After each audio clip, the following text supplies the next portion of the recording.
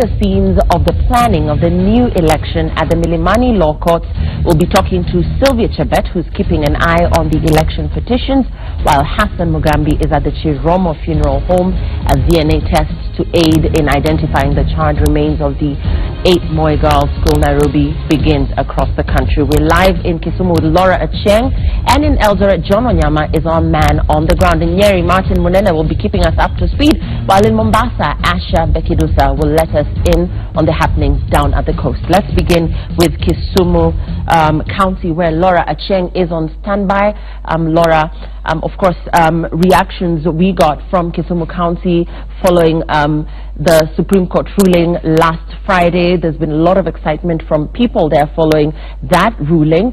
But having now learnt of the date that has been named for the fresh election, what are people on the ground saying, and what do you have on your end? Yes, thank you very much, Lillian, and very good morning to you here from county number 043. And indeed, there was a wave of excitement over the weekend following the nullification of the re-election of President Uhuru Kenyatta, and the people here took it very positively. They're looking at it rather as a second chance to try and sort of push Raila Odinga into the country's top leadership. They're very excited, very enthusiastic. Of course, they're all waiting to see how things will turn out. Of course, they're all in support. Local leaders in this area are in support of the ousting of the current composition of the IEBC team. They want a new team to conduct the elections. Local leaders are also regrouping to sort of try and see what they can do just to support, to lobby for 100% voter turnout, and also to lobby for maximum support for NASA presidential flag bearer Raila Odinga. Yesterday over here we had the section of leaders from Nyamira, where the governor John Nyagarama, with the Senator Okongo Mogini, who was also one of the councils leading NASA's petition. They were here basically to condemn the attack on, they say the Jubilee side is mounting on the judiciary, and more specifically the Chief Justice David Maraga. All of them are saying that it's unfortunate for such utterances to be coming from the head of state, and they're saying that they will not retaliate at this time, but rather they are waiting for the election date, and then they will show that is when they will show their defiance, or rather their stand following those utterances, of course. And Lillian, as you know, tomorrow is the deadline for the petitions that are the election petitions. And here in Kisumu County, the former Governor Jack Ranguma is expected to file a petition here at the Kisumu High Court, where he's contesting the win of the Governor Anyang' Nyong'o. And what we know is that during the elections at that time, Nyong'o was declared winner at about 63%, having garnered 273,000 votes, and 273,629 votes. Ranguma himself had gotten 157,613. We know that the gubernatorial race in this county had attracted 5 candidates, but so far only Ranguma has shown interest in petitioning and challenging those results. Of course, he's saying he's citing some sort of foul play and malpractice in the elections. And this was also the scenario, Lillian, if you may remember, during the primaries. There was also this contest between Ranguma and Nyong'o, where both of them were declared winners, but then after some sort of tussle and pushing back and forth, Nyong'o was given the ODM ticket, and now still Ranguma is expected to walk into these places any minute to file his petition. We also know that in Siaya, Nicholas Gumbo is expected to file his petition to also challenge the victory of the declaration of Colonel Rasanga as the governor for Siaya. And also in Busia, Apollo Tuoma is set to also challenge the election of Sospita Ojemong. And also in Nyamira, we know that Walter Nyambati, who is the Jubilee candidate, is also expected to file a petition challenging the election of John Nyagarama as the Nyamira senator. And also in Homa Bay, a reliable source are informing us that as of today, Oyugi Magwanga is also expected to file a petition challenging the election of Governor Cyprian Awiti. So all this we're seeing is a last-minute rush, all of them at least trying to beat tomorrow's deadline, so that at least they're in within the constitutional framework, that is the time frame that is set to file those petitions. But as it stands right now here in Kisumu County, the temperatures, all eyes are on the NASA brigade, which is expected to be touring the Kisii region. All of them are waiting to see what Raila Odinga would say, of course, the way forward, but all of them are really bitter with what, rather most of them, the local leaders included, are very bitter, not a very happy lot with what the utterances being made by the Jubilee side. Yesterday, the senator for Nyamira County, Okongo Omogeni, was saying that such utterances are so unfortunate to be coming from the head of state, saying that they will start. They are afraid that it will start some sort of anarchy where people will not have respect even for the judicial system at large, for the local magistrates and people like that. So what is going down right now? The local leaders are regrouping, trying to see how they can garner support and lobby for 100% voter turnout, but in preparations for the repeat of the presidential post. Lillian. Thank you for that. That's Laura Acheng updating us on the state of affairs in Kisumu County. We're learning that even more people have taken their cases to court, buoyed by the Supreme Court decision to annul the August 9th presidential election. And as earlier mentioned, the deadline to file these petitions is tomorrow, and therefore we see a lot of people coming out, a lot of election losers coming out to file their respective petitions. Let's cross over to Mombasa County now, where Asha Bekidusa is on standby. Asha, what's happening on your end?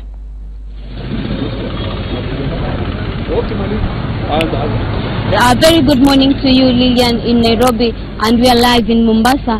And as you know, so far up to now, no politician in Mombasa County has filed a petition challenging the win of any winner in the 8th August election. And also most of the residents here, I'll be speaking to residents concerning the 17th October date, which has been set for a re-election between President Uhuru Kenyatta and opposition leader Raila Odinga. And I'll be joining some residents who will give their views. Are they prepared for this re-election? And currently, let me join them. Na majina yako na... Jina langu kamili ni Abdulmajid Mahfudh. Umejitayarisha kuhusiana na uchaguzi ambao utafanyika tarehe 17? Kabisa nimejitayarisha kwa uchaguzi wa tarehe 17. Mimi na familia yangu, na tuko tayari kabisa. Tulikuwa tuongojea firimbi tu ilie tuwe ndani ya uwanja. Na nitakuwa tunajiunga na mkazi mwingine pia tuweze kueleza maoni yake kuhusiana, je, amejitayarisha na uchaguzi. Majina yako na uko tayari kwa huu uchaguzi wa tarehe 17 Oktoba? Majina yangu naitwa Mokodi. Niko tayari kwa uchaguzi wa Oktoba tarehe 17. Niko na maswali mawili tu napenda kumuuliza rais. Asitugawanye katika njia ya maneno ya kutusumbua. Sisi ni wakazi wa Mombasa, tunapenda amani na hatutaki ukabila. Tuko tayari kwa kura. Na itakuwa tunajiunga na mkazi mwingine. Majina yako na umejiandaa vipi kwa huu uchaguzi wa tarehe 17 Oktoba? Majina langu ni Samson Juma. Mimi nimejiandaa kwa hiyo mambo ya uchaguzi ya 17. Lakini tunaomba wale ambapo watasimamia wasikorofishe hii vile ilikuwa imekorofika wakati wa kwanza. Tuko tayari kufanya hii uchaguzi hii wa mwaka ya tarehe 17. Tarehe ni sawa. Sisi kama mimi nimeridhika, niko tayari. Na itakuwa tunajiunga na mkazi mwingine tueleze endapo amejitayarisha. Majina yako na umejitayarisha kwa huu uchaguzi wa tarehe 17? Majina yangu naitwa Omar Ali.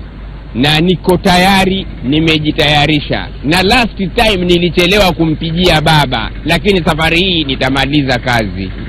Itakuwa tunajiunga na mkazi mwingine pia. As you've heard, Lillian, those are the views of some of residents in Mombasa. They are saying that they are ready for this re-election between President Uhuru Kenyatta and opposition leader Raila Odinga. Back to you, Lillian, in Nairobi. Thanks for that. That's Asha Bekidusa in Mombasa County. And as you've heard from her, no petition filed, at least not as of now. Of course, the deadline remains tomorrow, and therefore we're yet to see if there's likely to be any developments regarding that state of affairs. We are going to be crossing over now to Nyeri, where Martin Munene will be keeping us up to speed on the state of affairs there. Of course, hot campaigns expected. A fresh campaigning period following the announcement of a fresh election whose date has been named to be the 17th of October 2017. Martin, what's happening in Nyeri? Well, in Nyeri County, people are gearing up and getting themselves ready for the repeat poll as ordered by the Supreme Court of Kenya. And we've talked to some leaders who are saying that they are ready to mobilize residents here to ensure that over the 98% turnout in the 8th of August poll will be surpassed by the Nyeri people. And there have also been people who are complaining, especially members of the county assembly who are elected on a PNU ticket, complaining about the move by the former Meru Governor Peter Munya to decamp to NASA, and they're saying that they are not part of it at all, and they're saying that Nyeri County remains a Jubilee zone. And with me here is one of the local leaders who is also political analyst and also running for the speaker's seat in the Nyeri County Assembly, to also give us a perspective on the local politics, especially now that we're going to be going back to the poll. John Kawushia, kindly, if you can join me here, kindly come just help us understand what are some of the dynamics that are taking shape and shaping the Nyeri politics, especially now that we are repeating the polls. Briefly. Yeah, thank you very much. One of the things that I would want to point out is that the decision by the IBC to hold the elections on 17th of October is a welcome decision by members of Nyeri County, especially because this date is well ahead of the national examinations, and so there will be no much interference with the examinations, at least to the extent that the election and campaigning will not be done when the elections are when the examinations are going on. And I would also want to say that as far as Nyeri County is concerned, the leaders here are ready, and as you have seen, indeed, some of them have already started the Uhuruto campaigns again, and they are already mobilizing on the ground. You will remember that on Saturday, the president met all the governors, and including the MCAs, and you see all the MCAs are the local leaders, especially who are supposed to now and who are tasked to do the task of mobilization. And here in Nyeri County, all the MCAs have said that they are going to leave everything else that they are doing to come and mobilize the residents to turn out in large numbers. As we are talking now, I have seen at least 10 of the MCAs, their vehicles have already been branded again, saying that they voted for Uhuru Kenyatta last time, they voted for Uhuruto, and they are saying that they will do it again. I have seen that on their vehicles, the stickers and all that. Then I also want to touch on the issue of the PNU MCAs. We have 2 of them in Nyeri County. They are the only people who did not get the election through Jubilee. And these 2 MCAs, that is Pauline Wanjira Wamafasti from Magutu ward, and also we have Kawanjiko from Muiga ward. Both of them have actually distanced themselves from the step that has been taken by Munya to join NASA, and they have said they are not part of that group, and they have said they will also be giving their own statement actually later in the day today, and they have said that they will be campaigning for Uhuruto in this coming election. All right, thank you. That is how things are in Nyeri County. Everyone, and they're saying that they're going to vote back Uhuru Ruto to the man, and the local leaders are saying they're mobilizing people to ensure that they come out in large numbers in support of President Uhuru Kenyatta. And also there's also the message of peace, saying that they're ready to maintain peace, and they're not going to be we're not going to be experiencing any chaos as people get themselves ready to go to the polls. Back to you, studio. Thank you for that from Nyeri County. That's the update we're getting. We're back here in Nairobi County, and questions and theories on what exactly caused the fire at Moi Girls High School in Nairobi have arisen as investigations point to arson as the most probable cause of the fire. And Hassan Mugambi is at the Chiromo Funeral Home as DNA tests to aid in identifying the bodies of the girls that perished in that fire continue. Hassan Mugambi at the Chiromo Funeral Home. Hassan, how far are we as regards identifying of the bodies? Well, thank you very much, Lillian. The farther they have gone is that the parents have arrived here. Some of the immediate relatives of the 9 students who have their bodies being preserved here at the Chiromo mortuary have arrived here, and as maybe they're just my cameraman Kimani can just pan towards them, and if you can see there, it is just some of the close relatives having having a moment of grief here, just trying to come to terms with really what happened on that fateful Saturday night, where their students or children perished out of an inferno that gutted down the Cabernet dormitory of Moi Girls High School here in Nairobi. And in a moment they will be just proceeding over to the funeral parlor to get to surrender their DNA samples to the chief government pathologist as well as the chief government chemist who are here to undertake that particular exercise that will be taking place today. It is expected that according to the head of anatomy here at the Chiromo Mortuary, Professor Peter Gishangi, yesterday we spoke to him and he was speaking that it could take up to 2 weeks, 2 weeks to 1 month for them to identify the right bodies for burial purposes in as far as that exercise is concerned, according to how strong or weak the DNA samples that they will be surrendering here will be. So we are waiting to hear from them. It is an exercise that is being undertaken, and also here at the Chiromo Mortuary we have the St. John's ambulance just coming to provide psychological support to the members here. There is a tent being set up that will be they will be cancelled in it, as well as the National Disaster Management crew of the National Police Service is also here, and they will be just giving the families a direction on what to do and what is expected of them here at the Chiromo Mortuary. It is an exercise that is supposed to be it is expected to take agonizing long. It is very agonizing for you to have lost someone out of this kind of an inferno, and then you're being told to wait again for more than 2 weeks so that you can identify the right body for burial purposes.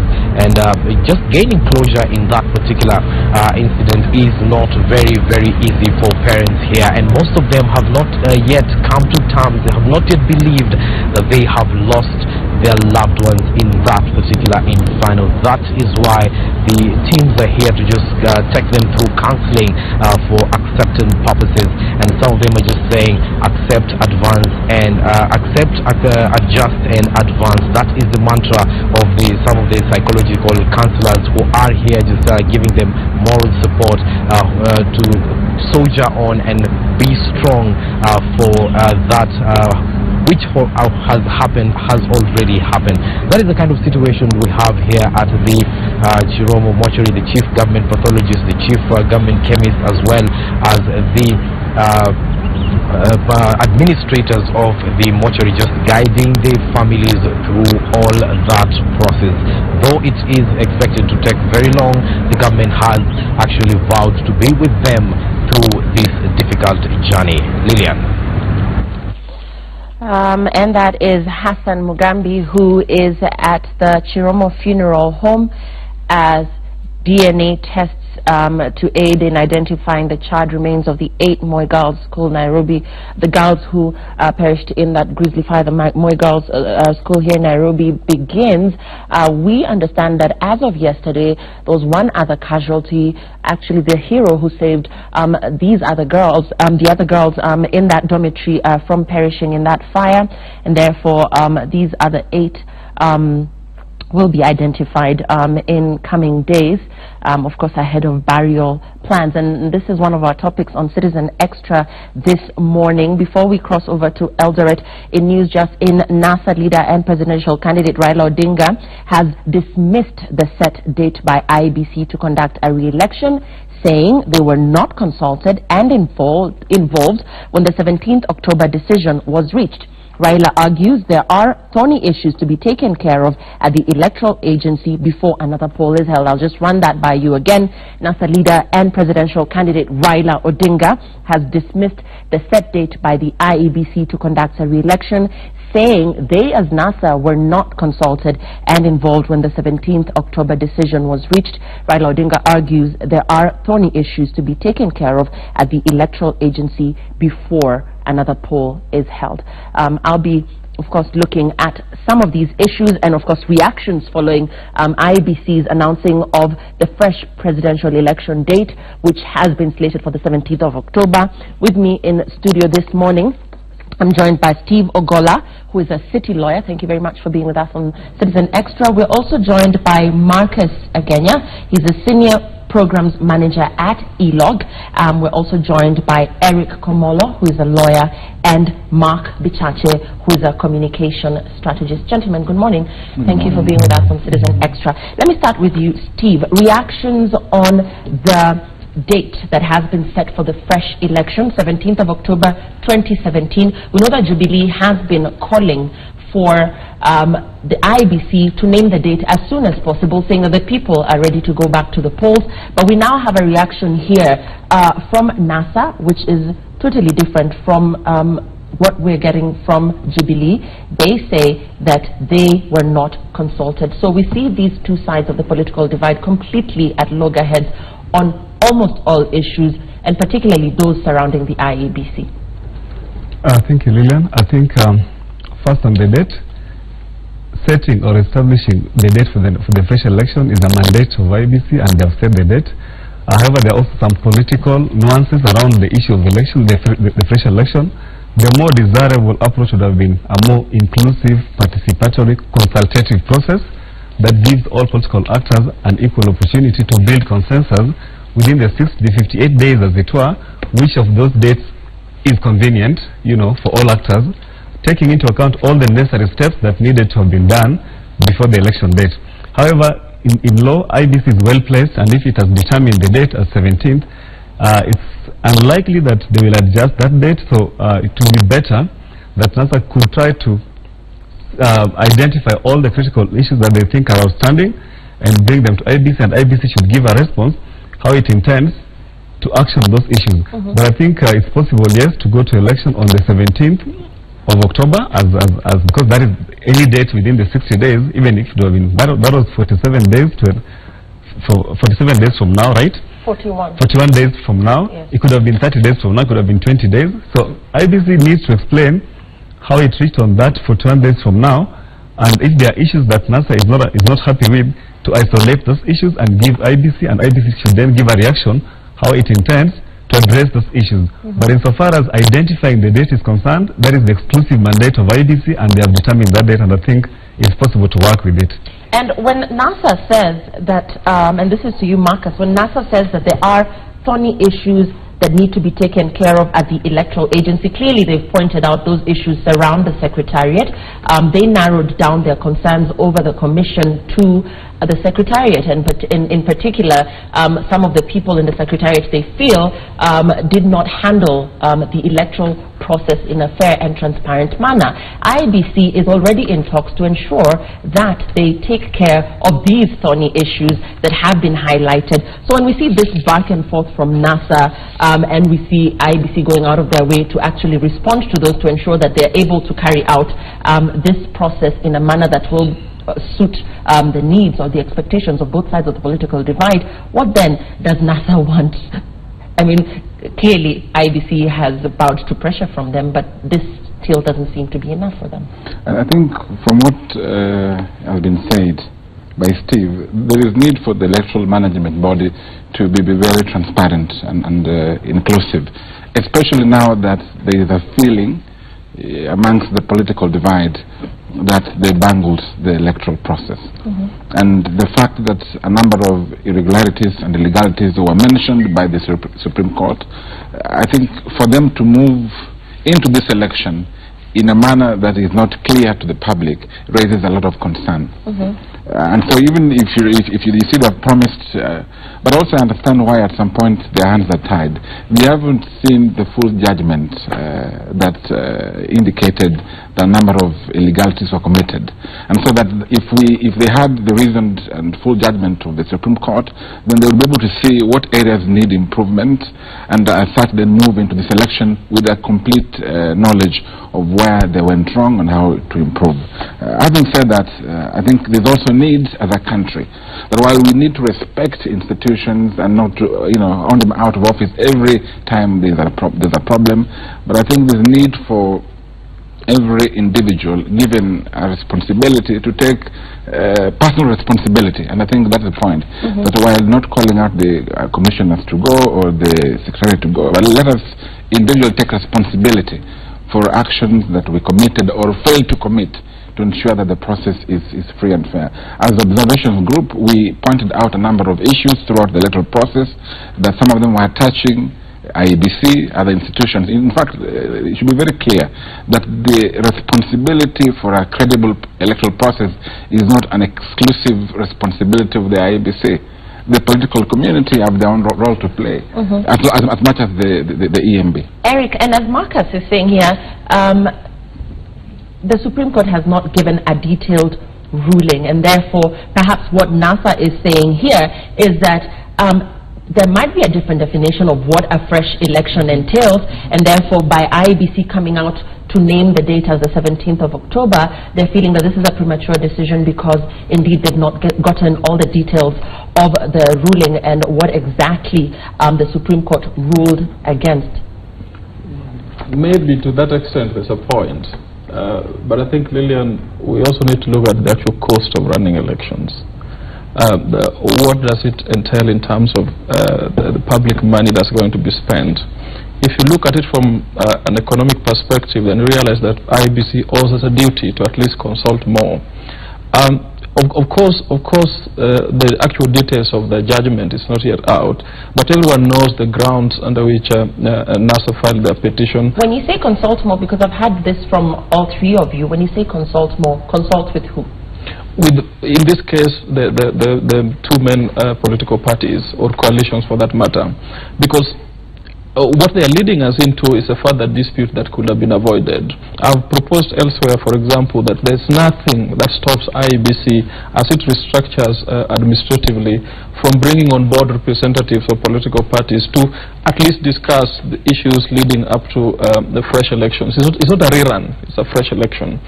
And I don't know why they moved into this momentum of deciding that the election is on 17th before reaching out to the political parties and importantly agreeing on the logistics of it, because remember, eventually the election was overturned on the basis that the system wasn't appropriate. So we have to invest in the system. We have to look at the transmission system. It has to be transparent. We have to look at the ballot papers. There are all these security features that came up. So I don't know what is the hurry. But importantly, I hope that, because 41 days is long enough, I hope that IEBC and the two coalitions will sit and try to discuss this thing in a manner that does not put us in perpetual election cycles. Because if they don't do this, and if there's doubt from day one, there's real prospect that there will be another petition. And this petition might lead into nullification of election again. And that will cost another 5 billion or so. That is not public responsibility. Mark, we're seeing a lot of intrigue surrounding the IEBC's credibility, coming from, of course, criticism from NASA, particularly with them saying, first they said the IEBC should not handle this election. Now they've narrowed it down to some members of the Secretariat. 41 days, is that sufficient time for them to be able to put their house in order and indeed go head-to-head with their competitors, Jubilee? You know, the biggest issue with this particular issue is that both NASA and the IEBC are wrong in terms of how they're communicating their agenda. The IEBC is wrong in terms of not communicating with the political actors and the political players and consulting with them. I am pretty sure, given what the chairman has said before, that there are measures they're taking to deal with those who flaunted the law and broke down the system that indeed enabled the Supreme Court to rule like it did. But they've not communicated to us as the public. They've not communicated to NASA what they're doing. The second thing is, and NASA really needs to learn from the mistakes it made before. You do not play a match by addressing the referee. You can choose the referee, but don't forget that you still have to play the match. And the communications from NASA cannot purely be IEBC centered. They already have the ruling on their side. They need to have their lawyers and their technocrats and their party secretariat dealing with the IEBC to make sure things are okay on that side. On this other side, NASA really needs to focus on campaigning. IEBC is not going to vote. You still need those people to vote in large numbers for you to win. And then maybe they think 41 days is not sufficient enough time for them to campaign and take it come the 17th of October. And those are the things that they need to put in order correctly. So they need to put a task force fully focused on dealing with the IEBC and correcting the issues that are there. But they need to keep their main communication and their messaging to get out the vote. Because the more people you say that there could be issues with IEBC, the more you suppress your own vote. What you need to do is go out there, campaign, and get people to support you. Making IEBC the focus would be a communication mistake. We're coming back to this discussion. That's Mark Bichache, who is a communication strategist. We're also joined by Dr. Eric Komolo, who is an assistant professor of law and an advocate of the High Court. We're also joined by Eric Komolo, who is a lawyer, and rather we're joined by Marcus Agenya, who is a senior programs manager at ELOG, and we are also joined by Steve Ogola, who is a city lawyer. Let's cross over to Uasin Gishu County, where John Wanyama is in Eldoret as we speak, and we want to get a feel of the ground and what's happening in Eldoret. Of course, this surrounding the fresh presidential election and possible election petitions from election losers who may be borrowing from the Supreme Court ruling on Friday to go at it once again to see if their political fortunes may change. Remember, the deadline is tomorrow. John Wanyama will be talking to us very shortly. We've lost that signal. But let's come back here to Nairobi County, where we'll be joining Sam Gituku, who is at the IEBC headquarters here in Nairobi County. We want to know what's happening behind the scenes on the planning of the new election. Sam Gituku, we're getting reports that NASA presidential candidate Raila Odinga has rubbished the IEBC's date of the 17th of October for the fresh re-election. We know that Jubilee, on the other hand, has been calling for the IEBC to name the date as soon as possible. What do you have behind the scenes? What are the murmurs around the IEBC corridors? What can you tell us from your end? Well, good morning, Lillian. The information we have still from the IEBC is that the fresh poll will be held on the 17th of October, and they are saying that that was arrived bearing in mind the various issues that are affecting the country on what is expected also to affect other sectors, for instance, the education sector. And so they are saying that when they do the election on the 17th of October, they have enough time to prepare, because they're talking about 41 days to that date, maybe 42 days to that particular date, but they are saying that current law they are doing is to lay the grounds on how to achieve that particular date. But also what they are adding is that even as they try to see what they need to change, what they need to do differently from what they did on the 8th of August up to the 11th of August, when they declared the first election, that is the presidential election, the first instance, they are saying that they're still waiting for the judgment of the Supreme Court, that is the full detail of the judgment, so that they're in a position to know what really are the areas that they need to focus on. And you remember that there has been the rumor to do with the axing of some of the officials who've been managing the election. The information that we got yesterday, that some of the officials, top officials of the commission, have been affected. But now the information you're getting is that so far there's no official action of that kind, bearing in mind that they have to await the full judgment of the court to see really who are the persons who may be affected by that decision. And also they are saying that bearing in mind how they conducted the election, they feel that it was in the best of faith, it was in good faith, but in as far as which officials that need to be affected, you remember that the date of the judgment, that was on Friday, the chairman of IEBC, Wafula Chebukati, indicated that they are going to take action against some of the officials. They were going to make internal changes to the personnel, but they were saying that they are going to base it on the judgment of the Supreme Court. So that is really what they are actually waiting for, to use and determine what changes they need to effect. But as of now, what we understand is that any indication of that disciplinary action that needs to be taken has been halted until such time that they receive the full judgment of the Supreme Court. Lillian? Thanks for that. That's Sam Gituku staying there with that story, and we'll be getting more from him as regards the IBC and their plans to conduct the fresh election. Yesterday, they came out to say that the date that has been slated for that particular exercise is the 17th of October 2017. Crossing over now to Uasin County, where we'll be talking to John Wanyama. John, you can hear me now, I believe. Tell us what's happening on your end.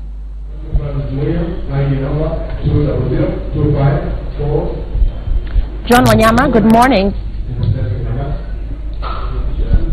Good morning, Lillian, and thank you very much. I'm at Uasin County Assembly, where we are going to witness 47 MCS who are going to be sworn in today. And just 5 minutes ago, the exercise has already begun here in Uasin County Assembly. And as you can just see behind me, there are a lot of activities that are happening here, and maybe we are just waiting to see how they are going to finish this process and ensure that they are also going to vote in the new speaker today. There are around 4 or 5 people who are also going for this seat for the Speaker of County Assembly, and it's really a tough race that most of people are waiting to see how things will unfold here. Lillian, Uasin County Assembly has 47 MCS in total, and only 14 were were elected, and the rest out of 30 that were in this parliament in the last government, only 14 managed to come back. The nominated MCA there are 17. Out of 17, 15 are women who are also elected. The county only managed to elect one lady in the position of MCA. So here, as you can hear behind me, Lillian, the process of swearing in is going on. We are just waiting to see how they are going to take their oath and to promise people that they are going to serve. Some are very new here, that maybe we can they are calling themselves monos in this new government. They have never been in the government, they have never been in the assembly. So today is their first day. They are making their debt here in the county assembly. Lillian, we are still following up on this story, and we'll bring you all everything as it unfold, so that we can inform you and our viewer wherever you are, so that you don't miss anything that is happening in Uasin County Assembly. And maybe something that Lillian people or residents didn't really do nicely is when they were voting, is that it will cost them so much because they didn't vote for women.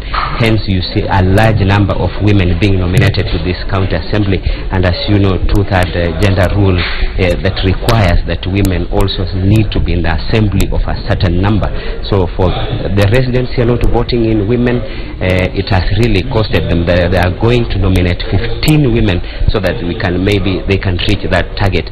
In this assembly also, Lillian, we are seeing Professor Kamar, who is the senator also for Uasin County, seated here also witnessing what is really going to happen here, so that he can also be there, give them maybe 1 or 2, 3 advices. As you can understand, she has been in the government for long and she knows what requires of devolution. Lillian, we will come back to you once we get anything in you, or how or who will be elected as the new speaker for Uasin County Assembly. Lillian. Thanks for that. That's John Wanyama at the Uasin County Assembly, where 47 members of the County Assembly are currently being sworn in. That is what we're getting from Eldoret. And in the fresh election, according to a communique by the IEBC that reached our newsrooms yesterday, the only presidential candidates that will be contesting will be the petitioner and the third respondent. Kuru Okot, he of the Third Way Alliance, in a tweet that he sent out yesterday in reaction to this, says the decision by the IBC to lock out other candidates of the fresh elections is null and void, and that they are heading to court. The IBC seems to have, of course, borrowed from the 2013 ruling by locking out other contenders in the presidential race, at least those that did not concede defeat. Let's listen in to what Kuru Okot had to say. He says that you will not be on the ballot on October 17th. Actually, should be bad news for IBC, because I think for me it just confirms what we have said all along, that we have a commission that has problems understanding basic law, basically, a problem interpreting its own mandate under the Constitution, and basically interpreting the decision of the judges. I don't know how they reached that verdict.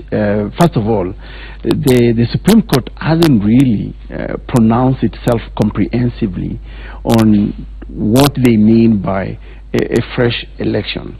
But what we know is that the judges said that the constitution, the election that was just concluded was not held in accordance with the dictates of the Constitution, rule of law, and the regulations, and therefore they declared that presidential election invalid, null and void, which means there was really no election, and they ordered a repeat of the election afresh.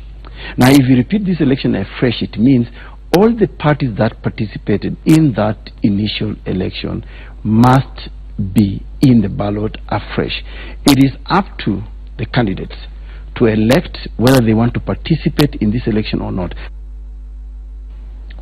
That was happening last night on Monday Special, where the Third Alliance presidential candidate in the just concluded election came out to say that IEBC's communique and decision to lock out the other candidates out of the fresh elections is null and void. Eric, I'll begin with you. Ekuru Okoth's sentiments there regarding the other candidates being locked out.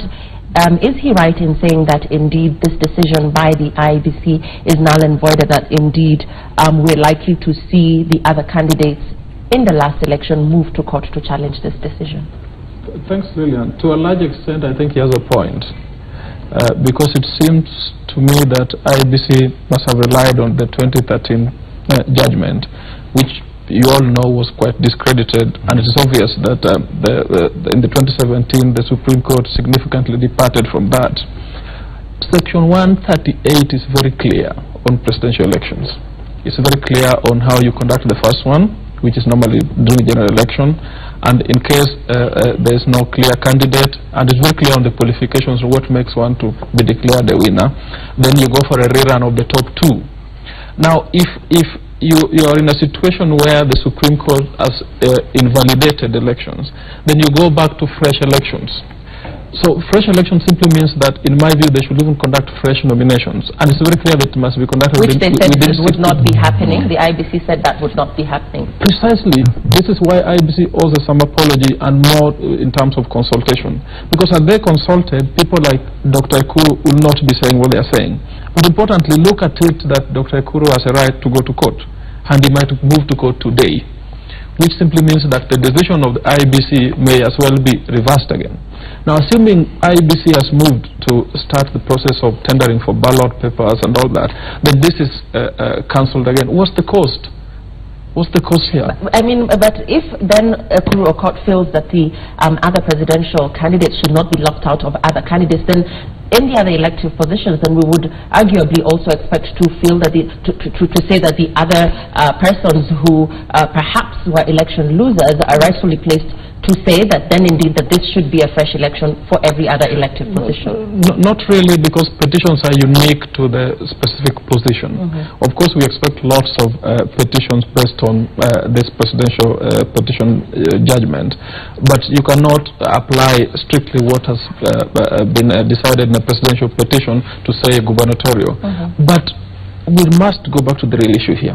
The real issue here is that there is lack of public confidence to some degree on IEBC and its systems, and IEBC needs to be overhauled. In overhauling IEBC, considering we have 60 days, we have to look at what's practical. Some people have suggested... We don't have 60 days now, we have 41. 41. Yeah. Some people have suggested that perhaps we need to do away with the entire commission and recruit new commissioners. Of course, there's a reasonable argument that this may not be possible. So the next question is, what is really possible in our circumstances? And I've always said that I think the right thing is for IEBC to directly incorporate political parties, to directly open up its systems, to directly include everyone, all these parties, in the process of tendering, in the process of planning. Of course, they have the visual mandate, but planning so that we don't have another petition based on systems. Is Ekuru Court rightfully placed in saying that the other candidates are likely to go to court to contest this decision by IBC? He's right, but the question that is going unattended, is it possible, Lillian, to have a shared and settled understanding of who is entitled to participate in this fresh election? The answer is yes. Now, the point of departure is Article 143. It says, if the Supreme Court invalidates the election results, a fresh election shall be conducted. Now, if the Constitution is to be understood to have what is called architectural coherence, meaning that every part of the Constitution builds up on the next part and you read it as a whole, it cannot mean, Lillian, looking at the Constitution and all complementary election laws, to open up the fresh election to people who had not contested. Because then you'd require 60 days for nominations for parties, and you can't conduct fresh election in 60 days before you receive a complete list, which you must gazette. So then, this is a unique election. Yeah. A fresh election is unique to only those, in the first instance, to only those who participated in that election. Participated meaning all the 8? Yes, all the 8. What IBC is saying, and they're drawing support or inspiration from the Supreme Court decision in 2013, the Supreme Court made an observation which was not comprehensive in totality, because it said people who are entitled to participate in the fresh election are people who contested that result in court. Now, that is where the interpretation comes in. Because if you come in, the way Ekuru came in, the petition, as an interested party, and Professor Naina, you must state, are you supporting the petitioner or you're supporting the respondent? If you're supporting the respondent, when Naina did, then it means you are happy with the result, you're not contesting the result. You are seeking to preserve the outcome of that election. You're not any different from Jirongo, you're not any different from Dida and any other person who did not come to court. If you are coming to court to support the petitioner, in essence, for all practical purposes, you are contesting the outcome of that result, and your position is not any different from that of a petitioner. So I think if there was contestation, it ought to have been around the people who participated in the election petition as interested parties supporting the petitioner, and for that reason, a purposive reading of that Supreme Court decision in 2013 ought to have included the Ekuru Court. Now, if IBC could not build consensus about that, remember IBC as a state body is entitled to seek an advisory opinion back at the Supreme Court. I think what IBC... Do you think they sought that advisory? Of course, if they sought it, you would have seen it, because they would have gone to court. It would have been an open hearing. The court would have tendered it quickly. Where this decision, to arrive at a decision where only Raila Odinga and Uhuru Kenyatta participate, that is a false start. For all fairness, it's a false start, because what IBC ought to have said, he ought to have called all the 8 political contenders and told them, listen, our reading of Article 143 is that only the 8 candidates can participate. But we are reading Article 140 sub Article 3 in totality, plus the Supreme Court decision in 2013, which says only those people who contested. Now, we know as lawyers, if you contest, if you're an interested party, you are also contesting the outcome of the election. So we have Ekuru Court here, who is uniquely placed. Should we include him together with Raila Odinga and Uhuru Kenyatta? Uhuru Kenyatta must be there because he's the one defending his election. Then they build consensus. If they can't build consensus, they would have gone to the Supreme Court for an advisory opinion. Right. But what Ekuru will not also achieve in court, I can tell you, Lillian, courts will be very hesitant to permit litigation during this 60-window period, because 41 the 41 window period, because any outcome at the High Court can be challenged at the Court of Appeal, and that has the unintended consequence of delaying the election time frame. Yes. Yes. And let's move this conversation along. Marcus, earlier we had talked about the detailed ruling still not being available by the Supreme Court. What if it gives a different definition of what a fresh election is? We're seeing a lot of reaction from all parties. We're seeing the IEBC giving a date, locking out the other presidential candidates. We're seeing NASA, on the other hand, saying that this was a premature decision. They were not consulted. We're seeing Jubilee, of course, likely to applaud this move, seeing that they were calling for the date to be named. And then we're seeing other presidential contenders, such as Ekuru Court, saying that they too should be involved in this electoral process. What, though, if the detailed ruling gives a different definition of what a fresh election should be? I think it would be very unfortunate for the Commission, knowing that they shall have put a number of structures and systems in place to conduct the election within 41 days. However, as we always insist, if the Supreme Court in its reasoned judgment indicate another opinion other than what the key players have internalized, then we shall be bound to obey and go with that sort of judgment. And if they say that this is what it means to have a fresh election, we shall, in the course of obeying the rule of law, then we shall be bound by that judgment. Yeah. Mark, let's move away from that and talk about logistics, whether the Commission can pull off this exercise in 41 days. We're actually talking 40 days because let's not count today. Whether the Commission can actually pull this process off. There's issues of procurement. NASA is demanding a new printer. Is there sufficient time to go through a new tendering process? They're also questioning the integrity of the IEBC Secretariat. There's rumors that some people might be sent on compulsory leave. Whether the IEBC will actually be able to pull this off in a month and about 10 days. There's a sleight of hand that the IEBC is trying to do that is quite clever. You see, the beauty of having two candidates is that you eliminate the possibility of a runoff. So it's a very clever tactical move if you want to ensure that there's only one election this year, in the sense that there are only two candidates. And that then goes to inform their reasoning. 41 days, if you remember, Al Ghurair is still a legally tendered company as far as IEBC is concerned.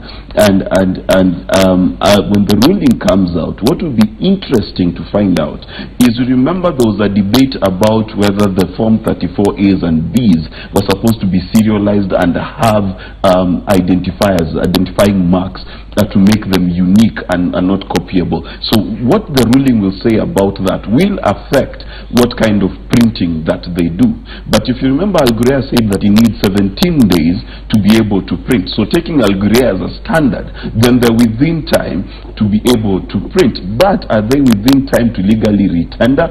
That might be difficult because there's a process to that. I think what IEBC is hoping to do is maintain status quo as far as printers and KIMS kit is concerned, and then work on their HR issues. I think that's what they're fronting. But the difficulty in that is this, that if they do not include the various political actors, and I'll give you an example of Ekuru Court. If he just wanted to cause some chaos, he can wait a week or two or a day or two to the election and go to the Supreme Court. There's no limit to what time he can actually complain for not being put in as a candidate. And these are the things that the IEBC needs to be aware of. Just as in the previous term, they cannot continue to make decisions without including people. It is always better to discuss with people before you make a decision, rather than making a decision and then forcing them to take you to court. And the countless man hours that are spent in court is time you cannot restore. So IEBC needs to come out and start communicating and putting people on the table and discussing with them. We're going to be taking a look at images we're getting from the Wilson Airport here in Nairobi, where the NASA brigade, the NASA leadership is said to be making their way, or some of them are believed to be already there ahead of their KC political rally. The NASA leadership will be holding a campaign rally in KC later today, and those are the images we're getting from Wilson. We're expecting them there very shortly. Raila Odinga, we do expect to talk to members of the fourth estate. We'll be waiting to see whether or not he will do that. Already we know that there's been reactions from him regarding the fresh presidential election, which has been slated for the 17th of October. The NASA presidential candidate saying that NASA will not accept this date from the IEBC as they were not consulted. He spoke of thorny issues surrounding the IEBC and issues they had raised. Among those issues, those raised by the NASA coalition is the fact that the French-based firm that provided Kenya with the kits used to identify voters and transmit results should not be used. That is Safran Morpho, which is the French-based firm that provided Kenya with the kits used to identify voters. They also questioned the integrity of the IBC commissioners, but in particular narrowed down their focus to the Ezra Chiloba-led secretariat. Of course, they've also talked about issues of procurement. NASA is demanding for a new printer, saying Al Gore should not print the ballot. Before we get back to our studio discussion, let's cross over to the Milimani Law Courts, where Sylvia Chebet is keeping an eye on the election petitions. We do know that there's been an influx, for lack of a better word, of those following the Supreme Court ruling on Friday. A lot of election losers feeling that their political fortunes might change and therefore filing petitions ahead of tomorrow's deadline. Sylvia Chebet, who is at the Milimani Law Courts, and what developments do you have as regards the election petitions and who has filed? Well, indeed, following that Friday ruling, several, especially governors who lost in the election, are now fired up. They have fresh impetus to challenge the results of their competitors' win. We have had already a few of those people stating that they will be coming to challenge. They will be going to the courts in their various regions to challenge the results of their competitors. We have Ali Roba we have Hassan Nur Hassan, who is challenging Ali Roba's win in Mandera. Already he did that. We also expect that Peter Munya of Meru will be challenging the win of Kiraitu Murungi. We also expect that Ukur Yatani, who was defeated in Marsabit, will also be heading to court. We also know that Wavinya Ndeti of the Yasiopita Hedliondwele Sipite fame is also likely to be going to court to challenge Alfred Mutua's win, as well as we also expect that perhaps Kidero will be filing his petition, although he and his inner circle deny that he will be filing the petition.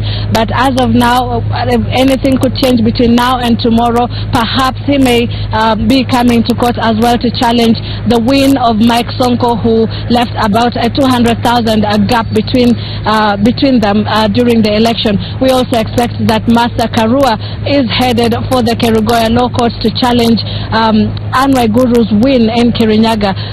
Those are just a few among those people whom we already know will be heading to court to challenge the win of those people whom they felt defeated them, but not that the loss was not fair and square.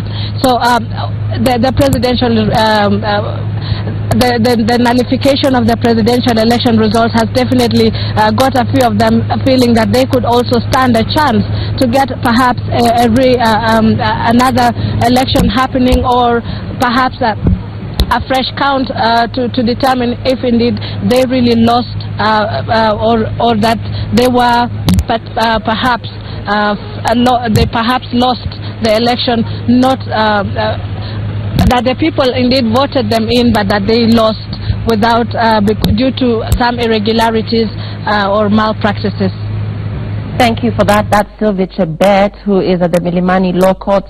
We've seen more election losers taking their cases to court, buoyed by the Supreme Court decision to annul the August 8th presidential election, and the deadline to file these petitions is tomorrow. So Sylvia Chebet is staying with that story. We're back with our panel discussion this morning on the IEBC's naming of a new date for the presidential election. That's the 17th of October. We've looked at reactions on the new election date. NASA is not going to accept that date, or at least that's what they've said so far. We'll be hearing more from them as regards this issue.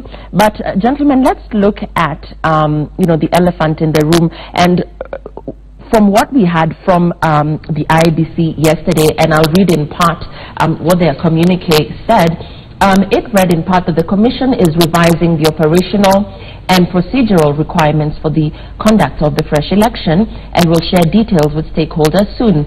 The Commission has a very tight deadline as it prepares for the event, as new voting materials must be procured in time as well as thousands of personnel. Let's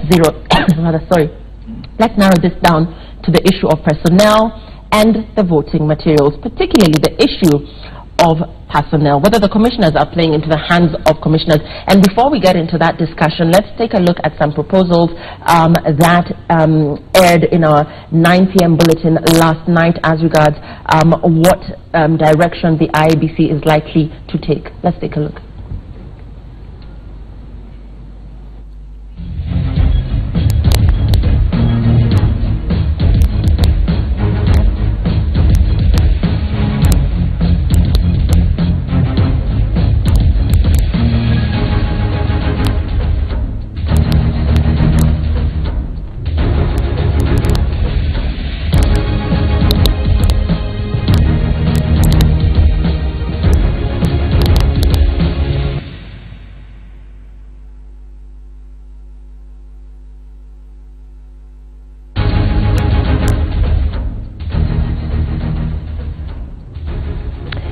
As you can see, recommendations there that, among others, IBC CEO Ezra Chiloba be sent on compulsory leave. Gentlemen, in whatever order, I'll get your reactions to that. We heard, like I read to you, that the IBC indeed feels that there is need to prepare this event after cleaning house, and particularly when it comes to their personnel, they feel that there are some people that must be sent packing. In whatever order, let's get your reaction. Well, I think that's now a good start, because what IBC needs to do is confidence building ahead of the election date. When the court says that the manner in which IBC conducted the election was questionable, was dubious, in terms of their own internal reflection, which I think is what they should be doing now, they can't tell us that they're waiting for the court to give them ideas of where they missed. In fact, in terms of doing their own internal reports, internal assessment, IBC already knows where the challenges were. And it would have been nice to communicate those challenges publicly, even ahead of that decision. So I think this is one step forward that really helps to build the confidence. They're saying, listen, we have a problem with the director legal, because you ought to have advised us that it was not necessary to project the results as we did on national television, and that the director of voter education elections, in terms of managing the electoral process, there were challenges, and so we cannot question the wisdom in sending those people on leave.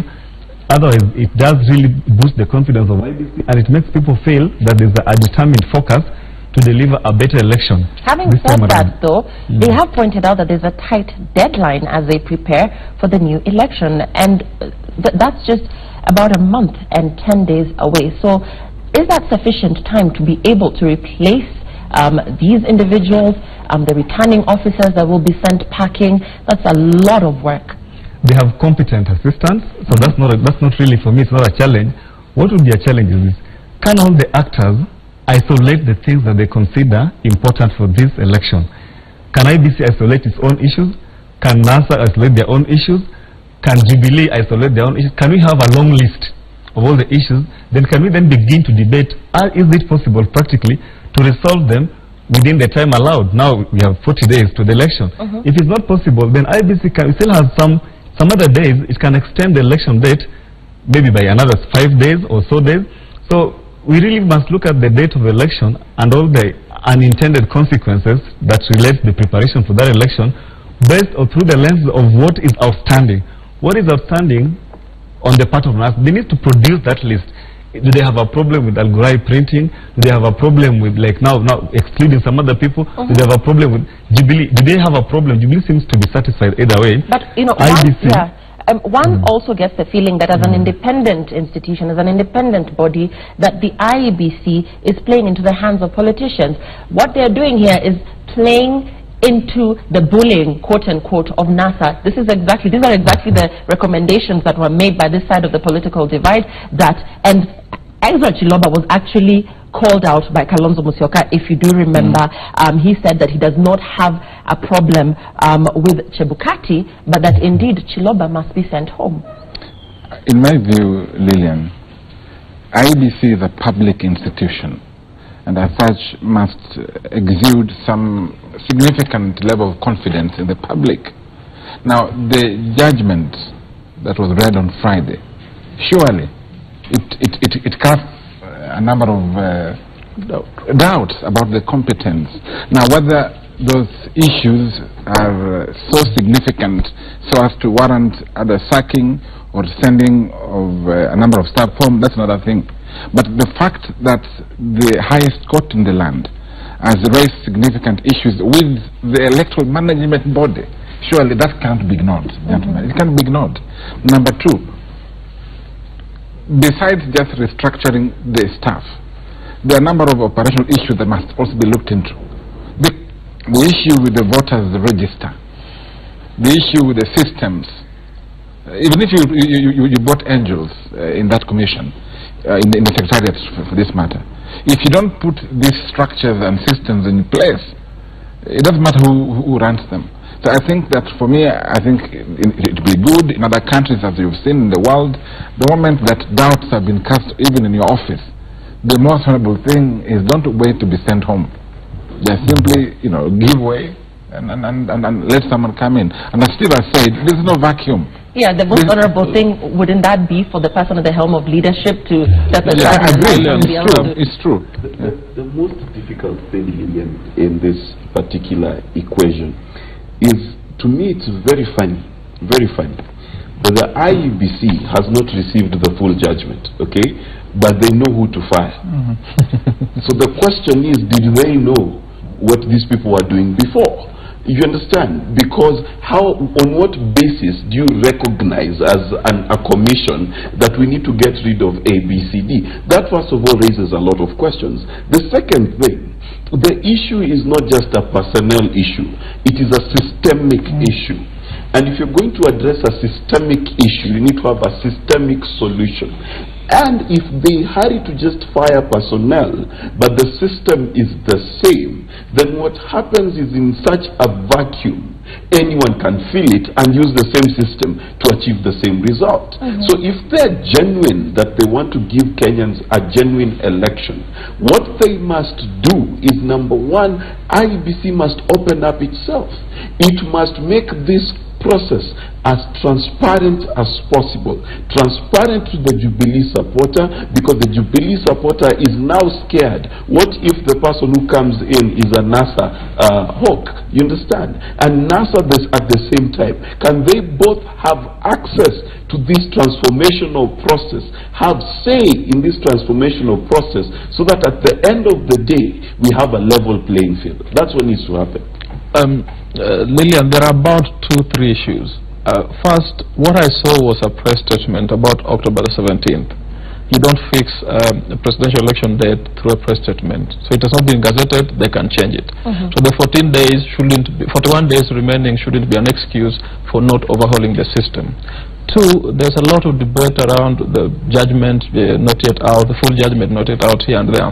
The truth is that everyone knows what was in the petition. The truth is that everyone knows the issues that need to be resolved, and the final judgment could only give further directions. And finally, we probably need to move to a stage in Africa where people take responsibility. The real person who declared presidential resources, the chairman, Mr. Fuller Chebukati, is the one who signed Form 34C, which it has turned out to be, I don't know whether it's fake or whatever, but certainly there are questions about Form 34C. So, for the same of Fuller Chebukati to purport to now sack this other, I don't think they have been sacked, that was just a statement, to purport to now relieve or reorganize the poll body, and at the same time proceed to give us a date without consulting the real players who took him to court, is being dishonest. That is why I'm beginning to agree with those who think that this entire commission needs to go home. You realize I've spent a lot of time here today talking about the economic cost of conducting elections. Already those in business like myself already see the effects. But importantly, we don't have money in Africa. We don't have money in Kenya. We don't have a lot of money to waste, conduct 5 billion conducting elections every now and then. And literally all petitions that you see, except I think the one from Embu, is based on the systems. If you listen to Munya yesterday, he was talking about systems, how his votes were deducted. If you listen to the guy from Northeastern, if you listen to the guy from Homa Bay, where I come from, if you listen to Ragoba, it's all about systems. So IEBC is making the cost of election unnecessarily expensive, and we need to change this. I don't know how we're going to do it, but I'm very sure that some people ought to be prosecuted. We're closing, and Marcus, as we begin to wind up, looking at your statement as E-Log, you lauded the bold decision taken by the Supreme Court, but you, however, stated in your report that it was premature to make an evaluation on the credibility of the elections. Having said that, how better then can this process be handled this time round? You saw the glaring irregularities in the just concluded election. What are your recommendations as E-Log as regards how this process should be carried out in summary? We've requested IEBC and major stakeholders, but in particular about IEBC, to move with speed and ensure, one, that the voters register is truly that which represents the voters of the Republic. In terms of voter education, which was significantly missing in most parts of the country, we have recommended that IEBC needs to step up voter education efforts and also, of course, to reinforce and ensure that the electoral code of conduct is really adhered to. And finally, we've also requested that the political class to really be in charge and discharge their mandate and their campaigns in a manner that respects the voter and the laws of this country. Thanks for that. We're closing with you, Steve, at least on this topic. Earlier we had shown you live pictures from the Uasin Gishu County Assembly, where 47 members of the County Assembly are being sworn in. But before that, Steve, as we close with you, our reporter on the ground, John Wanyama, talked about the two-third gender rule and the fact that this had not been achieved. This is a case that has been replicated across even here in the National Assembly. Your role in all of this and your thoughts as regards this gap and how it will be filled going forward. Well, I think I'm required to make very limited comments on that because I'm the lawyer on record for the petitioners, and you don't litigate, you don't comment in great detail matters that are pending before court. But what is openly available to all Kenyans is that the Constitution says that any government formed in ways other than in compliance with the Constitution is unconstitutional. And government comprises of the political wing, which is the parliament and the executive, and the judicial wing. Now, the political wing, still the parliament, the law says, the law on composition says that the not more than two-thirds gender principle must be respected and implemented in the manner in which it was intended. If there was no clarity in terms of the timelines for implementation, the Supreme Court already brought that clarity and said you have 5 years, which expired on 27th of August 2015. Parliament extended that duration by 1 year, which then expired on 27th of August 2016. All those are in the public domain. From then on, I think the matter was litigated. We don't have that. The outcome of the election, I can tell you in brief, is that in the National Assembly there's a gap of 41 women who are needed to be there. In the Senate there's a gap of 2 women who are needed to be there to bring the National Assembly and the Senate to comply with the gender threshold. So it's possible for someone to argue that Parliament as presently constituted is unconstitutional. And I think what the take home for us, not just as Kenyans, but for the political leadership that are required to correct all this, the Constitution requires a political culture that matches the vision. If the vision is an inclusive, participatory approach to governance, where women and other people have been marginalized must be given that space to participate, the National Assembly, the Senate and all other actors need to work in sync to be able to redress that gap. If you don't close it, then you put yourself in a position where now people are now challenging openly now in court what the mismatch between the reality after the election and what the Constitution has promised. We will see in court how the courts will decide it. From what I've seen in Uasin Gishu, it's becoming very expensive because for the county assemblies it's different. What is needed there is now a conversation on how the people can alter their choices, the public choice processes, so that women are elected at the ballot to to manage the number of women that are needed to be nominated. But it's a settled issue. At the National Assembly and the Senate, it is still an ongoing debate at the level of compliance. I thank you for that. That's Steve Ogola, who is a lawyer based here in the city. We're also joined by Marcus Agenya, Senior Programs Manager, ELOG. Also with us this morning was Dr. Eric Komolo, Assistant Professor of Law and an advocate of the High Court, and of course Mark Ichache, who's a communication strategist. We are back with more in the next hour. It is an extra, but for now we leave you with live pictures from the Uasin Gishu County Assembly, where 47 members of the County Assembly are currently being sworn in. We'll be back.